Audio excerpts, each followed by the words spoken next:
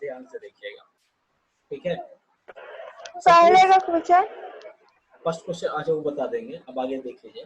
अगर सपोज कर लीजिए, मान लीजिए हमारे पास 2 रिएक्टेंट है, ठीक है, ये मिलकर के कितना बन रहा है, हमारा प्रोडक्ट बन रहा है, ठीक है। तो अगर इसका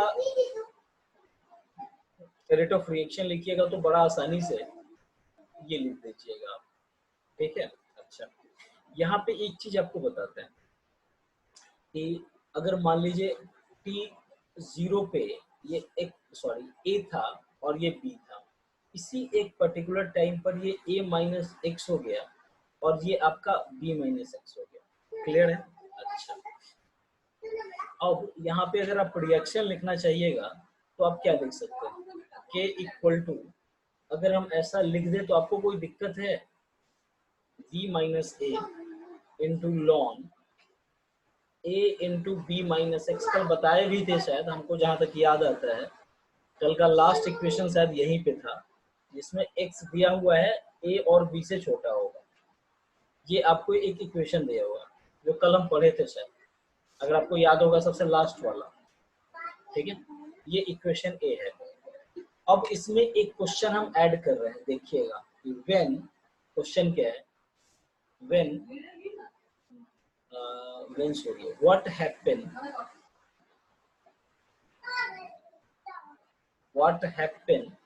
when b is very much greater,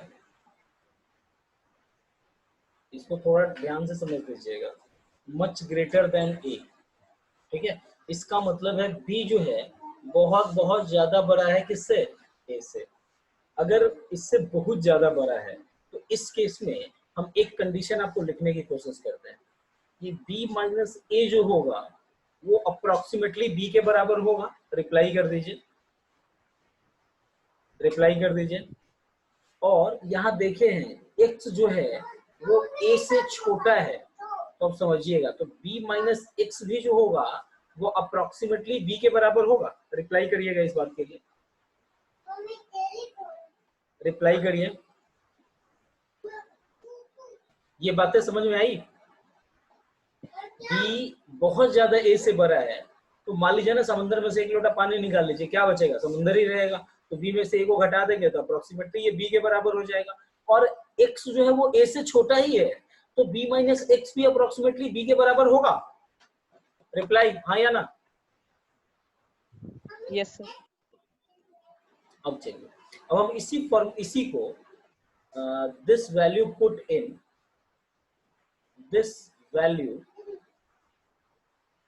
put in, equation A put कर लीजिए, तो k बराबर क्या होगा, 1/t तो रहेगा। अच्छा, b माइनस ए को सिर्फ b लिख दें। अब चलिए, ये आपका लोन, ये कल का था इक्वेशन, a इंटू बी लिख दें divided by b into A minus x लिख दें, b से b को काट दें, कट गया। तो जब ये k की वैल्यू आएगी तो वो आपकी आएगी 1/2 into 1/b into lon a by A minus x, ठीक है। क्लियर है? बोलिए जल्दी से। तो इसी वैल्यू को यहीं से, अब एक चीज ध्यान दीजिएगा, एक टर्म आपका निकलेगा, क्या पता है आपको, एक b को ना लेफ्ट साइड ले जाइए, k into B equal to 1/t, ठीक है, 1/t into lon a by A minus X. ये समझ में आया?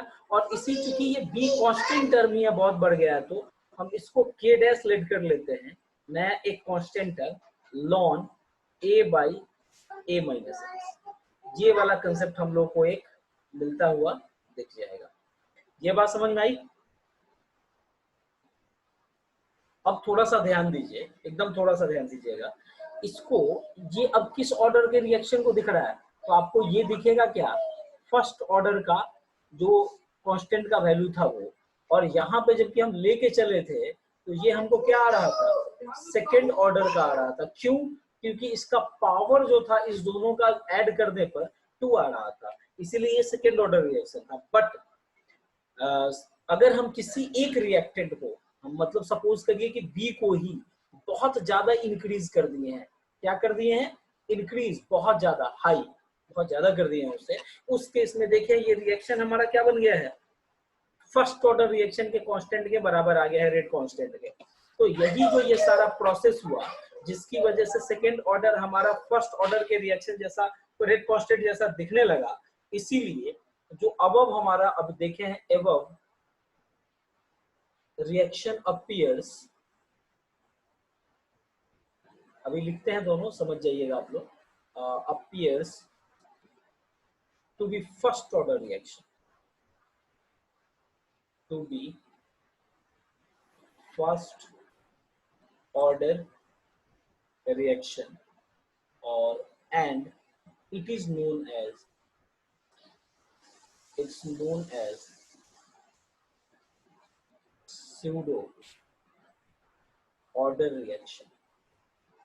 एक बार फिर से हम इसको समझाते हैं आपको।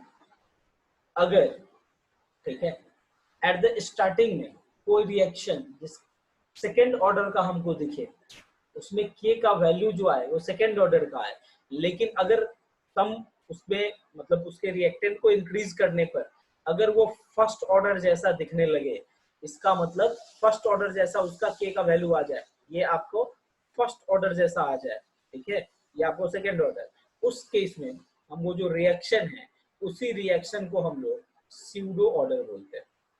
ये बात समझ में आई? और इसी को स्यूडो फर्स्ट ऑर्डर बोल दीजिए, स्यूडो फर्स्ट ऑर्डर रिएक्शन। ये बात समझ में आई? एक बार रिप्लाई करिएगा, रिप्लाई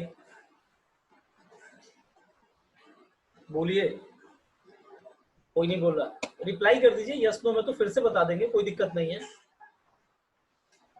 देखिए जब रिएक्शन हम शुरू किए थे तो के कांस्टेंट का value 1/t into 1/b minus ए, यही तो था, a into B minus X divided by b into A minus X, यही था ना। और जब हम इसको कुछ बहुत ज्यादा रिएक्टेंट बढ़ा दिए तो हमको ऐसा आया है, यही आया ना जी, a by A minus X, यही आया क्या? बोलिए ना। तो ये देखने ही से देखने ही से ये फर्स्ट ऑर्डर का तो लग ही रहा है, और ये तो देखने ही से क्या लग रहा है हमारा सेकेंड ऑर्डर का, क्योंकि दो वेरिएबल है, देखिए ना, दो वेरिएबल का वैल्यू हमको इसमें दिख रहा है और इसमें एक ही वेरिएबल का एक ही का वैल्यू दिखता हुआ दिख रहा है। एक्चुअल में ये कैसा है देखिए, इसको हम ब्रेक कर रहे हैं, सिर्फ इस पोर्शन को ब्रेक कर रहे हैं। एक्चुअल में ये आपका जो है a by A minus x plus lawn b by b minus x है, ठीक है। और एक फॉर्मूला होता है आपका, क्या याद है ना, log a plus log b, log a by B, याद है? उसी में इसको ब्रेक किए हैं, तो ये हमारा बनता हुआ दिखा है a by A minus X divided by b by b minus x, और इसी को सॉल्व करिएगा तो ये आपको आता हुआ दिखा है। ये बात क्लियर है? ये बात क्लियर है? तो उसी को हम प्रूव करके, अच्छा देखिए अब यहीं से क्लियर है। चलिए अब यहीं पे एक छोटा सा क्वेश्चन देख लीजिए, एकदम छोटा सा क्वेश्चन, सीधे मतलब आराम से बोल सकते हैं आप। एक रिएक्शन हमारे पास है a प्लस 2b, आपको ये सॉरी कुछ ना कुछ प्रोडक्ट देता है, कुछ ना कुछ प्रोडक्ट देता है। अच्छा अब इसमें क्या कह रहा है, इसमें कह रहा है कि इसका रेट कांस्टेंट जो होगा, ये इसमें तो कोई दिक्कत नहीं है ना, ये रेट कांस्टेंट निकालने में अभी भी आप लोग को दिक्कत है तो बताइए भाई, अभी दिया हुआ है। अब कह रहा है कि what will be the rate constant when b will be excess, मतलब बहुत ज्यादा बढ़ा दिया जाएगा। तो सिंपल सा r की वैल्यू जो हो जाएगी k डैश इनटू a का कंसंट्रेशन। ये बात समझ में आया? आया? तो ये हमारा सेकेंड ऑर्डर रिएक्शन के लिए था, बट ये आपको लुक लाइक फर्स्ट ऑर्डर दिख रहा है, इसीलिए इस रिएक्शन को, ये जो हमको आया, ये हमारा स्यूडो ऑर्डर दिख गया, स्यूडो फर्स्ट ऑर्डर रिएक्शन। इसमें कोई दिक्कत है तो बता लीजिए एक बार, बोलिए। अगर आ गई है तो हम आगे बढ़े, जो बोल रहे हैं वो समझ में आ गया? अब चलिए एक और चीज इसमें बताते हैं, ठीक है। एक और रिएक्शन देख लीजिए, क्वेश्चन के टर्म में देख लीजिए, ये भी एक क्वेश्चन ही है और थ्योरी भी समझ सकते हैं आप इसको। अगर सपोज करिए ए और बी कोई रिएक्टेंट है और इसमें कैटलिस्ट भी है, तो याद रखिएगा जब रेट ऑफ रिएक्शन लिखिएगा तो इसमें इस कैटलिस्ट का भी यूज होगा। प्रोडक्ट है तो इसका जो अगर आप रेट कॉस्ट लिखिएगा, रेट ऑफ रिएक्शन, तो ये लिखा जाएगा दिस और दिस, जहाँ पे सी जो होगा वो आपका कैटलिस्ट होगा। कैटलिस्ट सब नहीं जानते हैं, जो रेट ऑफ रिएक्शन को इंक्रीज और डिक्रीज करता है। ये बात समझ में आई। यहाँ पे ये आपका थर्ड ऑर्डर रिएक्शन है। क्या है हमारा? थर्ड ऑर्डर रिएक्शन दिख रहा है आपको। ये क्यों दिख रहा है थर्ड ऑर्डर रिएक्शन? क्योंकि इसका ही पावर 1, इसका ही पावर 1 और इसका ही पावर 1। अब तीनों का अगर पावर ऐड करके देखिएगा आप तो ये आपको 3 दिखेगा। तो अगर 3 है तो ये पावर 3 हो जाएगा हमारा। क्लियर है? अच्छा, अब इसी में ये कैटलिस्ट है, तो कैटलिस्ट तो किसी रेट ऑफ रिएक्शन में इंक्रीज और सॉरी कैटलिस्ट तो आपका नहीं पार्टिसिपेट करता है, तो यही हो जाएगा के डैश एक कंसंट्रेशन और ये बी का कंसंट्रेशन। क्लियर है? अब ये हुआ, ये देखने ही से लग रहा है ये इसका रेट ऑफ रिएक्शन जो है आपका वो सेकेंड ऑर्डर का है ना। अब ये चूंकि सेकेंड ऑर्डर का है तो हम लोग इसी को आराम से कह सकते हैं ये स्यूडो, ये जो रिएक्शन हमारा आ रहा है ये हमारा जो है वो pseudo second order reaction, second order reaction. ये बातें क्लियर हुई? जो भी घट करके अगर थर्ड ऑर्डर से सेकंड में जाएगा या सेकंड से घट करके फर्स्ट में जाएगा, उसी ऑर्डर का ये सीरो ऑर्डर हो जाएगा हमारा। ये बात क्लियर है? तो रिप्लाई कर दीजिए। ठीक है, अब ये जितना एग्जांपल देखे हैं सब कुछ देखे हैं, इसके बाद हम इसके डेफिनेशन को लिखने की कोशिश करते हैं। बस इसको थोड़ा ध्यान से सुन लीजिएगा और लिख लीजिएगा। पहले हमारा है स्यूडो ऑर्डर रिएक्शन, ठीक है। स्यूडो ऑर्डर रिएक्शन होता क्या देखिए, reaction in which kinetic of the reaction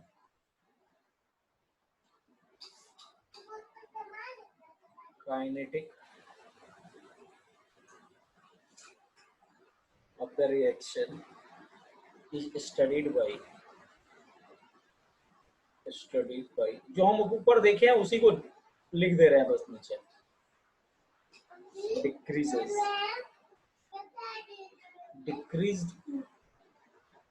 decreased order, ठीक है, are known as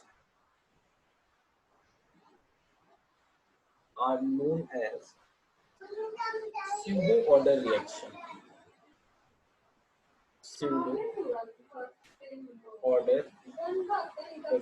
मतलब जो भी हमारा डिक्रीज कर जाएगा उसी रिएक्शन को हम लोग कहते चलेंगे स्यूडो ऑर्डर रिएक्शन, ठीक है।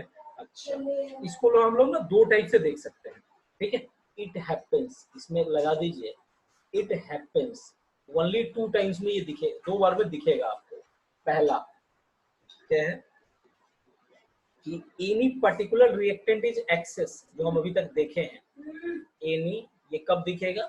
जब कोई भी पर्टिकुलर रिएक्टेंट इज एक्सेस, मतलब ये बहुत ज्यादा हो जाएगा। क्लियर है? बढ़ जाएगा। दूसरा सेकंड तब दिखेगा जब आपका rate law expression have catalyst. ये भी देखे हम लोग, दोनों एग्जांपल देखे हैं। Rate law expression, rate law expression have catalyst, दोनों हम लोग देख लिए भाई।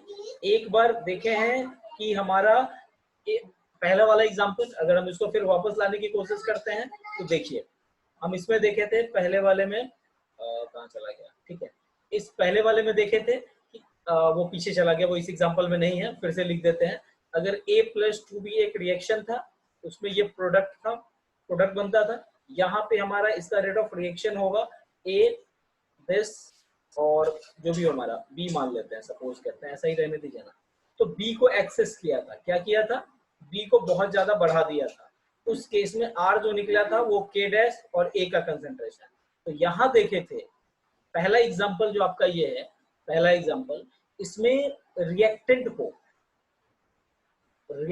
को एक्सेस मतलब बहुत ज्यादा इंक्रीज कर रहा है, और ये वाला रिएक्शन देखे थे इसमें कैटलिस्ट प्रेजेंट है, तो ये ऑलरेडी हम कह देंगे ये हमारा स्यूडो ऑर्डर में आ जाएगा। ये बातें क्लियर हुई? क्लियर है? रिप्लाई? Yes, sir. अब इसी में अब हम स्यूडो फर्स्ट ऑर्डर जो आपके लिए इंपॉर्टेंट है हम उसकी बात कर लेते हैं, यही पूछा भी जाता है ज्यादातर। Pseudo order, pseudo first order, pseudo first order reaction. Clear है? चलिए देखिएगा इसको, इसका एक एग्जांपल है, इससे पहले भी हम शायद बताए थे, आपको याद होगा। एग्जांपल है एसिडिक हाइड्रोलिसिस ऑफ एस्टर, याद ही रखिएगा इसको, acidic hydrolysis of ester. Ester का फॉर्मूला आप लोग को याद है किसी को? CH3COO C2H5, ये आपका एस्टर का फॉर्मूला है, ठीक है। अगर आपको याद होगा, पढ़े थे सब आदमी, ऐसा कुछ होगा, R डैश एस्टर का होता है। इसका हाइड्रोलिसिस करिएगा, इसका सिंपल सा मतलब सिंपल सा मीनिंग होगा कि हम लोग इसको क्या करेंगे, वाटर के साथ इसको रिएक्ट करा लेंगे, वाटर प्रेजेंट होगा, ठीक है। कैसे? अब फॉर्मूला लिखिए, CH3COO C2H5, ये आपका एस्टर है, ठीक है। हाइड्रोलिसिस कराना है, वाटर होना चाहिए, और साथ में ऑब्वियस सी बात है वाटर किसके साथ करेगा, H+ आयंस प्रेजेंट होगा। अगर H+ आयन प्रेजेंट होगा तो ये बनता क्या है, याद है कुछ? ये भी ऑर्गेनिक में पढ़ाए थे, ठीक है। और C2H5 स्ट्रेंथ में भी ये बात आती है, ठीक है। अब देखिए यहाँ पे जब आप रेट लिखने जाइएगा तो रेट जो लिखा जाएगा इसका क्या क्या लिखा जाएगा, CH3COO C2H5। हाँ कुछ आदमी बोल रहे हैं चैट में, बोलिए जी कौन बोल रहा है? हाँ इसके पहले क्या बताया, दिखाई नहीं है। अरे तो दिखा नहीं है तो कैसे काम चलेगा? अच्छा ठीक है, वीडियो है ना, वीडियो बन रहा है सर, वीडियो बन रहा है, वो आपका काम चल जाएगा, ठीक है। अच्छा देख लीजिए वो, फिर हम एक और बता देंगे। देखिए ये बात है, ठीक है। अगर इसका रेट लॉ लिखने जाइएगा तो ये क्या हो जाएगा, जो भी इसका H+ होगा ये दिख जाएगा। अब जब इसको R के बदले आप के यहाँ छूट गया, के डैश कर दीजिए, चूंकि CH3COO और C2H5, ठीक है। यहाँ पे ये एज अ कैटलिस्ट यूज होता है, इसीलिए हम इसको लिखे हैं, वाटर का यूज यहाँ पे नहीं किया जाता है, ध्यान रखना है इस बात, ठीक है। अब चलिए यहाँ पे एक और बात कहेंगे, यहीं से अगर आपको के डैश निकालना होगा तो के डैश का फॉर्मूला शायद आप लोग को याद है, यही होगा सेम जो इसका होता था, और ये क्या होगा, टी हाफ, जो कि हमको रेट कांस्टेंट के लिए याद है कुछ, ये फॉर्मूला बताए थे सब आदमी को, आएगा। अच्छा, और एक और चीज हम लोग देख लेंगे, ठीक है। क्लियर है?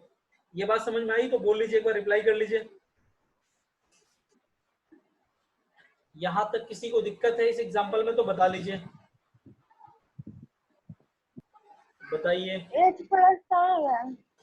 H+ वही तो एज ए कैटलिस्ट था, जो कि कैटलिस्ट को नहीं लेना था, दूसरे टाइप का रिएक्शन है ये, जो हम स्यूडो ऑर्डर में बताए थे आपको, ये तो बताए ही थे, ठीक है। एक ये एग्जांपल आता है, और इसी में एक और एग्जांपल बताया जाता है, इसको भी देख लीजिए अच्छे से, इन्वर्जन ऑफ केन शुगर। हमको लगता है इसमें एक बार और बताए थे हम, इन्वर्जन ऑफ केन शुगर कर लीजिए। केन शुगर कैसे होता है, शुगर का फॉर्मूला होता है, हमको जहां तक याद है, इसको वाटर से के साथ रिएक्ट करिएगा, ऑब्वियस सी बात है, H+ एज ए कैटलिस्ट, बनता क्या है ये C6H12O6, और प्लस बनता है C6H12O6।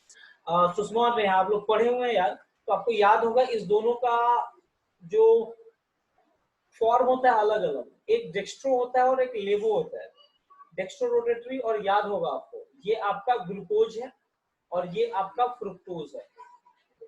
क्लियर है? इसमें कोई दिक्कत तो बोलिए। Yes sir. यस। ठीक है, अब चलिए, अब हम लोग इसमें आते हैं। ये फ्रुक्टोज है, ये तो जानते हैं। यहाँ पर जब आप रेट लिखना चाहिएगा, अगर रेट लिखना चाहिएगा इसके लिए तो क्या होगा हमारा, के रिएक्टेंट क्या है हमारा C12H22O11, और एक और क्या काम करेगा, H प्लस का कंसेंट्रेशन, और यहीं पे R की वैल्यू फिर जब इसको हटाइएगा किसको, ऑब्वियस सी बात है हट जाएगा ये इसका, अरे सॉरी ये H22 है, मिस्टेक बोलते नहीं है कोई आदमी, H22 है और ये O11 है। देखिए तो ये बातें समझ में आई, ये बातें समझ में आई। यही दो एग्जांपल आपको किसी भी बुक में दिखेगा, बस इतना ही दिखेगा। ठीक है, अच्छा अगर हम इसी में कहें कि आपको K डैश निकालने के लिए, तो K डैश क्या निकाल लेंगे, 0.693 बाई टी हाफ। अच्छा टी हाफ के बदले वैल्यू क्या हो जाएगा पता है आपको, एक चीज यहाँ पे और हम बता दें आपको, यहाँ पे इस रेस्पेक्ट में K डैश जो होगा आपका, थोड़ा सा याद कर लीजिएगा इसको, इस रेस्पेक्ट में जो K डैश होगा, फिर कभी देखेंगे प्रूफ तो बताएंगे आपको, K इंटू H प्लस का कंसेंट्रेशन, ये वाला टर्म याद कर लीजिएगा एक बार। और यही आयनिक इक्विलिब्रियम में पढ़े हुए हैं, थोड़ा याद होगा तो, जो लोग नहीं पढ़े उसकी बात नहीं है, लेकिन दुश्मन ने आप पढ़े हुए हैं, याद अगर आप करिएगा तो ये दिखेगा आपको। ठीक है, तो इसी को लिखने का एक तरीका हुआ करता था, कुछ पता है, एक वैल्यू याद कर लीजिए, ऐसा बताए थे, माइनस लॉग H प्लस का कंसेंट्रेशन ये वैल्यू होता था। तो यहाँ से जब H प्लस का कंसेंट्रेशन आप निकालते हैं तो 10 to the power minus pH, कुछ याद है, नहीं याद है तो फिलहाल याद कर दीजिए, आयनिक इक्विलिब्रियम फिर से दोबारा जब पढ़ा जाएगा तो देखा जाएगा। ये बातें समझ में आई। अच्छा इसमें एक और चीज दिया हुआ है जी, जो हम क्वेश्चन सॉल्व कर रहे हैं निकालने की, इसमें हमको ये दिया हुआ है, इसका पीएच वैल्यू जो है वो 5 है।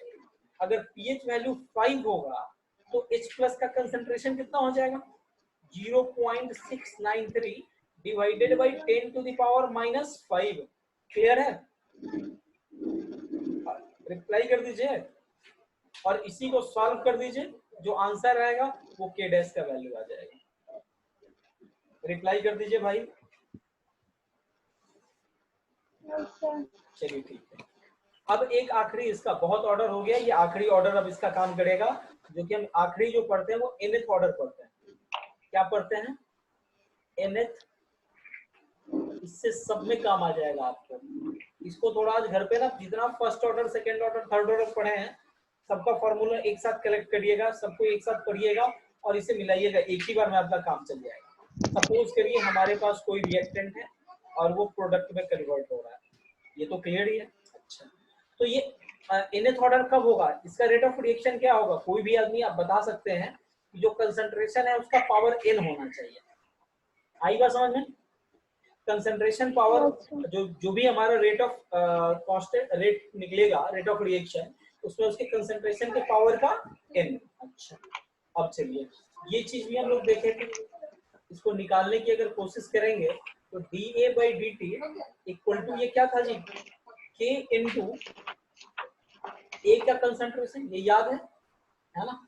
अब इंटीग्रेट कर दीजिए इसको, अगर आप इसको इंटीग्रेट करने से पहले एक और काम करेंगे, हम इसको क्या कर रहे हैं, माइनस dA बाई A की पावर कंसंट्रेशन की power n equal to K into dt, इसमें किसी को कोई दिक्कत। अच्छा अब इंटीग्रेट कर दीजिए इसको, इंटीग्रेट इक्वेशन 1, इसको इक्वेशन 1 दे दीजिए, इंटीग्रेट कर दीजिए। ठीक है, तो इंटीग्रेट जब करिएगा तो ये आपका इंटीग्रेट हो जाएगा माइनस dA बाई A का कंसंट्रेशन n, और ये होगा कहाँ से, इनिशियल कंसंट्रेशन से फाइनल कंसंट्रेशन तक, इसमें हम जीरो नहीं ले रहे हैं, हम कोई भी इनिशियल कंसंट्रेशन ले रहे हैं, और ये तो फिक्स है भाई, ये तो टाइम ही कुछ ना कुछ होगा, dt ले रहे हैं तो ये क्लियर है। अच्छा सीधे बता देते हैं, एक चीज यहाँ याद रखिएगा, n नॉट इक्वल टू 1 के लिए हम लोग पढ़ रहे हैं, जब इसको इंटीग्रेट आप कर लीजिएगा तो जो नहीं याद है तो कोई बात नहीं,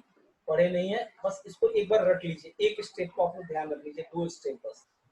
n+1 हो जाएगा टाइम, ठीक है। उसके बाद और ये कहां से कहां तक चलेगा, अभी हम तुरंत देखें, इनिशियल कंसंट्रेशन से फाइनल कंसंट्रेशन तक के बाहर आ जाएगा, और दूसरा वाला जो टर्म हो जाएगा ये dt, ये कहां से कहां तक, 0 से t तक। एक स्टेप बस, ये स्टेप आपको एक बार याद करना है, इसमें ध्यान से रखना है, इंटीग्रेशन सीखिएगा अपने आप आ जाएगा। अब उसके बाद अगला स्टेप जो इसमें होगा a1n-1, इसी को सॉल्व करने पे आएगा, इसीलिए टेंशन नहीं लेना है। n-1 ये फाइनल कंसंट्रेशन हम लोग ले रहे हैं, और minus a by initial concentration पर पावर n-1। क्लियर है ये बात? तो ये दोनों में मल्टीप्लाई कर दीजिए इसको, और ये तो फिक्स है ना भाई, ये तो t ही आता था। ये बातें समझ में आई? यही nth ऑर्डर के लिए होगा, इसमें किसी ऑर्डर के लिए आप जितना फॉर्मूला पीछे पढ़े हैं उन सबको इसमें आप अटैच करके आप देख सकते हैं, सबका, ठीक है। किसी का भी आप लोग इसमें यूज करके देख सकते हैं, जिसका मर्जी हो उसका बना लीजिएगा। अच्छा टी हाफ बता दीजिएगा इसका, जब इतना पढ़े तो इसका टी हाफ भी पढ़ ही लेते हैं हम लोग, इसका टी हाफ पढ़ लेते हैं। Half life time, half life time देख लेते हैं, ठीक है। अब चलिए, अगर हाफ लाइफ टाइम देखने जाइएगा तो जब टी हाफ होगा तो कंसंट्रेशन क्या हो जाएगा जी, 80 पे फाइनल कंसंट्रेशन, दिस हो जाएगा। अब इसी को लिख दीजिए पिछले वाले इक्वेशन में, आपके पास पीछे वाला इक्वेशन है, इसको हम लिखेंगे a0/2 पर पावर n-1 माइनस a/a0 पे power n-1 equal to k into T half. ये बातें समझ में आई? यहीं से अगर आप सॉल्व करके लिखिए, अब इसको सॉल्व करिएगा अपनी मर्जी से, तो देखिएगा ना 2 पे पावर ऊपर चला जाएगा, 2 टू द पावर n-1।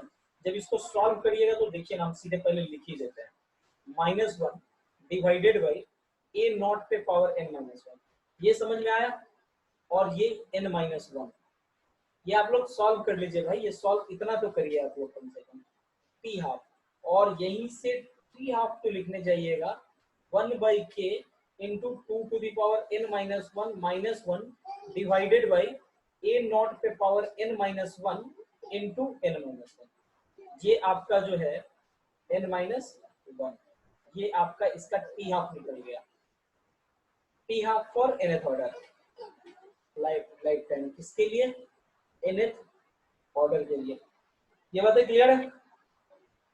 अभी तक हम जितना पढ़े हैं इसमें पढ़े हैं थ्योरेटिकल, सारा का सारा थ्योरेटिकल कंसेप्ट पढ़े हैं, ठीक है। अब इसको हम पढ़ेंगे एक्सपेरिमेंटल बेसिस पे, कि कोई भी मतलब रिएक्शन को 2 या 3 आदमी मिलके करेगा, और उसको जो रिजल्ट आएगा उसके बेसिस पे हम बताएंगे कि आखिर इस रिएक्शन को हम लोग कौन सा ऑर्डर का बोलेंगे, फर्स्ट ऑर्डर बोलेंगे, सेकंड ऑर्डर बोलेंगे, थर्ड ऑर्डर बोलेंगे। क्लियर है ये बात? यहाँ तक कोई दिक्कत है तो बता लीजिए भाई। ठीक है, नो सर। अब आगे जो पढ़ेंगे, आज नहीं आगे पढ़ेंगे एक्सपेरिमेंटल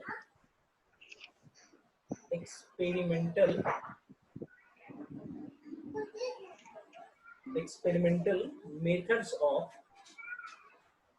बुक में भी देखिएगा एक बार आप लोग, methods of determination of order of reaction, order of reaction, ठीक है। बुक में एनसीईआरटी में तो याद नहीं फिलहाल कितना दिया हुआ है, लेकिन जो पढ़ना है इसमें आपको टोटल पढ़ना होता है। एक होता है इनिशियल रेट मेथड, है ना, ठीक है। इसी को आप लोग रिटन ट्रायल भी बहुत जगह बोला जाता है इसको, या देख लेंगे जब बोला जाएगा तो देख लेंगे। दूसरा एक आपका होगा ग्राफिकल मेथड, दूसरा क्या होता है हमारा ग्राफिकल मेथड। तीसरा क्या होता है हमारा integrated rate law method, integrated law method, ठीक है। और थर्ड जो आता है वो आता है half life method, half life method. इसी के बारे में नेक्स्ट क्लास में जो सोचेंगे खत्म कर लें। इसमें इंपॉर्टेंट जो होता है एक ये और एक ये, ठीक है, और चारों लेंगे लेकिन इंपॉर्टेंट आपका ये दोनों होता है।